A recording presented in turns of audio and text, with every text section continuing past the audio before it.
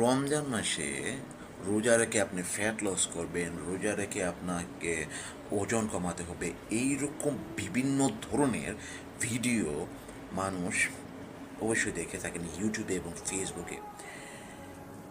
এখন প্রশ্ন হচ্ছে যে এই ধরনের ভিডিও দেখে যারা আপনারা আপনাদের নিজের এই রোজাটাকে নষ্ট করতেছেন, তা কি একবারও চিন্তা করেছেন?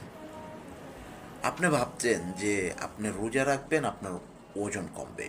দেখেন, ওজন কমা এবং রোজা রাখা এগুলোর সাথে আসলে সম্পর্ক নেই। রোজা শুধুমাত্র আপনি আল্লাহ সুবহানাহু ওয়া তাআলাকে খুশি করার জন্যই রাখবেন, অন্য কোনো কারণে নয়। বিষয়টা বুঝতে পারছেন? কারণ নিয়ত আল্লাহ সুবহানাহু ওয়া তাআলাকে রাজি করার জন্য আপনার থাকতে হবে।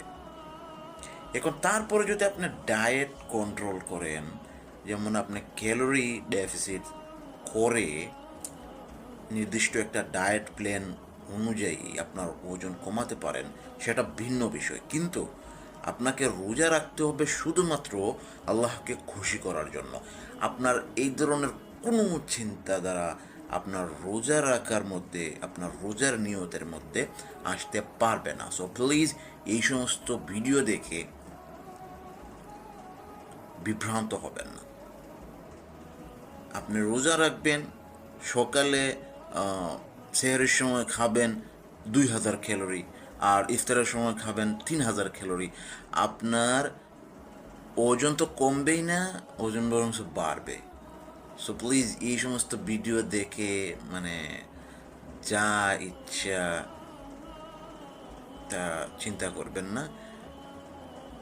ইসলামে রোজাকে ফরজ করা হয়েছে আল্লাহর তরফ থেকে, এবং মুসলমানরা আল্লাহকে রাজি খুশি করার জন্যই মূলত রোজা রেখে থাকে। এখানে আপনি আপনার ডায়েট প্ল্যান নিয়ে আসবেন না, দয়া করে। ধন্যবাদ। ভালো থাকবেন সবাই।